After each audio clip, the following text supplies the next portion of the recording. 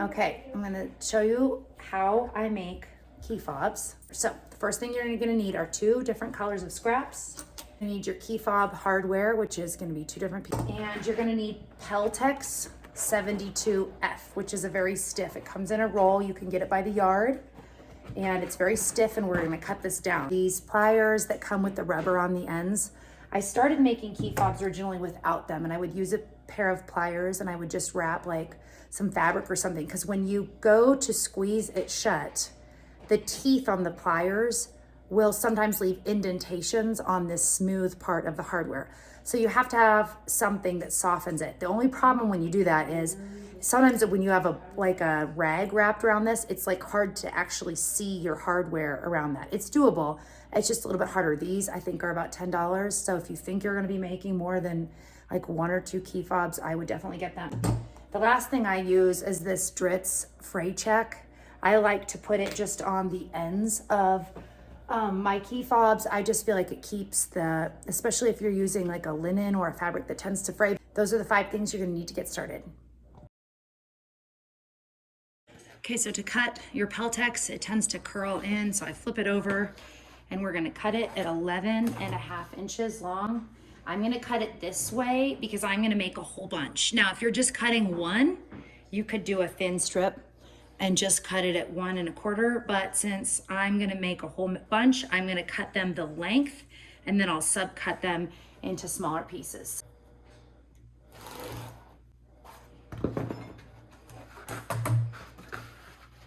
And it is actually only 1 1/8. I said 1 1/4 earlier, but it's actually 1 1/8.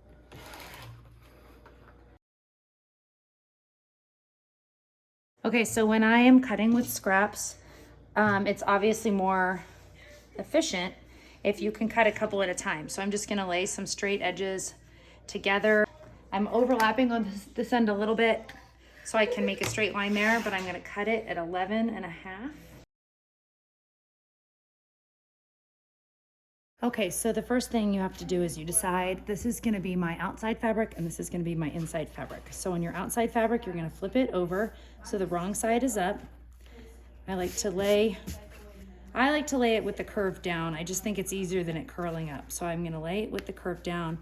Just center it approximately in your fabric. Now, if you had striped fabric, you would need to, or plaid, you'd need to kind of line it up with that stripe. But since this doesn't have any stripe to it, I'm gonna lay it here and you just fold over the edge. Let me see if I can zoom in a little bit for you. Make sure that you don't hit this with your iron. It does have glue in it, which is great because it's gonna tack this on, but it will stick to your iron really bad if you do. I flip it around, fold this side in, kind of make sure that it's nice and snug because we're not ironing that down. So make sure this is kind of pulled nice and snug. You're gonna have a spot there where you can still see your Peltex. You want that.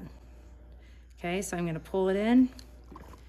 This is sometimes hard to do with a lot of steam. I do like steam, so sometimes you have to turn your steam down. Now, do not flip it over and iron it because it'll get hot enough that this sticky part will stick to your board. So just don't worry about ironing that flat part. You're gonna take your, the inside now, and you're just gonna iron it in half. Now that you have this crease right there in the middle, you are gonna fold this piece right there to that crease line. Now, it doesn't have to be exact, because you're gonna fold this over, and then when you go to do this one, that's when it counts. So just get it as close to the crease as you can.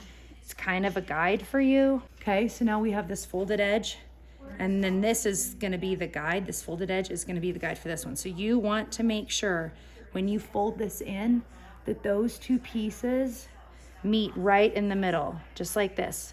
You don't want them to overlap, and you don't want a gap like that or it'll be too wide for your key fob. So you just want them to meet right there in the middle. I would be picky and careful with this part.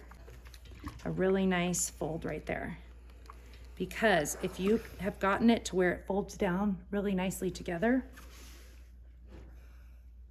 it is going to lay, you're gonna flip it over so that fold is down, and it's gonna lay perfect on the inside of your key fob with just a little bit of the edge showing. Can you see that? So I think if I hold it like this, it's a little easier. There's just a tiny bit of edge showing on either side. That's exactly how you want it. And because you have a little bit of this Peltex exposed, when you go to iron it, it's gonna tack it right down for you. So get it lined up exactly like you want it. And then you're gonna iron it in place.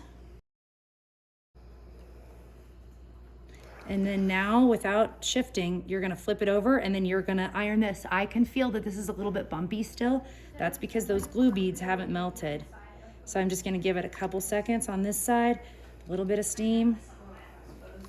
And then I try not to move this a lot while it's hot. So I'll just scoot it over and let it sit there because it's pretty flexible and bendy when it's hot and I don't want to distort it. So I let it cool.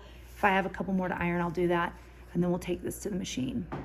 So when you go to sew them, if you sew with your lining side up, your foot is gonna tend to push this fabric and you're gonna get creases in it. And so I found if you flip it over and you sew the outside, that doesn't happen at all. I'm sure you're worried, oh, this isn't pinned down. You know what, guys, these edges fold back, but it only folds back so far because your Peltex kind of tacks it in place. I promise you it's not gonna go anywhere. You can use the little clips if you want, but I just flip it right over and I sew it. So the one thing you need to make sure is that you're gonna catch this lining when you sew. So when I go to do my first row, I usually go, just find a spot on your toe. I mean, you might have a better foot. I'm just using my 1/4 inch. So my first row, I'm gonna just go a little bit on the inside of my toe there. And then on the second row of stitching, I'm gonna do it at a 1/4 inch. So that's really up to you. All you have to make sure is that you catch that lining fabric when you sew your first row. Another thing I wanted to show you, when I start, I turn my stitch length to about 3/4, and then as I'm stitching, I turn it to about 3 1/4. What that does is it gives you a nice long top stitch, which I think looks really pretty there. And then you have just a couple really tiny stitches right there on the end that will be underneath your hardware, so it doesn't matter. So I do a short stitch at the first end, a long stitch, and then again, I decrease it right there at the end. Another thing, I use a quilting thread, which is a little bit of a thicker thread. I just think it makes your top stitching really pretty. Okay, I'm gonna take a couple small stitches to secure my thread. Turn this to my longer stitch, and I'm gonna stitch the whole way down. If you kind of keep your fingers right here and hold them and just let it slide right through, it guides it. A shorter length. And cut my threads. Okay, so that's how it looks. Got my top stitching there. Let's see if I caught my back. I caught the back right there in that stitch line. So you want to make sure this is about 1/8 of an inch from the edge, and then you will go back and do your other side. Okay, now we're going to do our second row of stitching. Okay, so this is what the top stitching looks like. If you wanted, you could stitch the whole way down, but I just like the two. I think it looks really sharp. Okay, now that we have our piece done, I like to just trim up the ends just to make sure they're nice and cleaned up. I just give them a little bit of a cut there. And then this is where your fray check comes in. I just run a thin bead right along the edge there. You can catch some threads. Okay, the next thing you just need to be aware of when you go to use your pliers, if you put your pliers a little bit further back on the hardware, when you squeeze, they're gonna end up slipping off. So you need your pliers to actually overlap and go over the hardware just a touch, okay? One thing to keep in mind when you flip your key fob around, you're gonna square up 3 edges. Make sure these edges are square, this is square, and that's square. You don't want it to be overlapped like that at all, and you don't want it to be like that or it's not gonna catch it good. So make sure all 3 edges are straight. And then with your hardware, you also wanna make sure that it is perfectly on the fabric, that you don't want it slid off to one side or the other. It's very easy to do, so you're gonna wanna center it really good. I found that if you put your pliers on your hardware first. And I just make sure that my pliers are right over, there's a little bit of an edge on either side where you can see. And then I'm gonna line it up so you can see my fabric on either side.